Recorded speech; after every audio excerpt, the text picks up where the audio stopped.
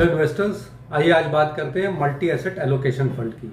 ये multi asset allocation fund होता क्या है, किसको ज़रूरत है, कौन इसमें फंड पे पैसे लगा सकता है, क्या टैक्सेशन होता है और इस समय क्यों ज़रूरत है।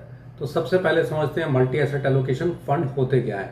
मल्टी एसेट जैसे कि नाम से बता रहा है, तो यहाँ पे हम अलग अलग तरह के एसेट क्लास में पैसा लगा सकते हैं, जिसमें इक्विटी, डेट और कमोडिटी ये तीनों आती हैं, जिसको हम मल्टी एसेट बोल सकते हैं।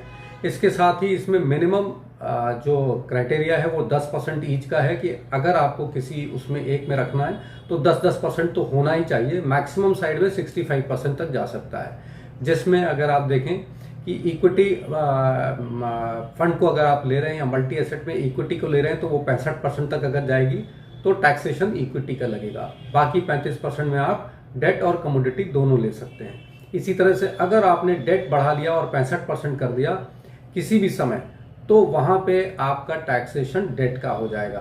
तो पहले से ही वो फंड मैनेजर आपको बता देता है ये मल्टी एसेट एलोकेशन फंड हमारा इक्विटी टैक्स ओरिएंटेड है या डेट ओरिएंटेड।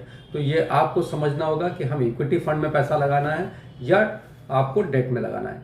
किन के लिए ठीक है ये इसलिए ठीक है या उन लोगों के लिए ठीक है जिनको डाइवर्सिफिकेशन चाहिए और साथ साथ उनको कमोडिटी का भी थोड़ा सा एक्सपोजर चाहिए, जिसमें इक्विटी डेट के साथ अगर आप कमोडिटी का एक्सपोजर रख रहे हैं तो आपका डाइवर्सिफिकेशन हो जाता है और आपको ये गोल्ड, सिल्वर या और कोई अगर मेटल है जो कि कमोडिटी में आ रहा है वहां का एक्सपोजर थोड़ा सा मिल जाता है। जैसे कि आपने अभी देखा कि सिल्वर और गोल्ड में बहुत ज़्यादा तेजी आई, तो जो मल्टी एसेट एलोकेशन फंड थे उनमें थोड़ी सी बढ़त देखने को मिली, इस तरह से कि उन्होंने एलोकेशन अगर बढ़ाया हुआ था या फंड मैनेजर को पहले से मालूम था कि इस तरह से चीज़ें बढ़ेंगी तो उन्होंने एलोकेशन बढ़ाया।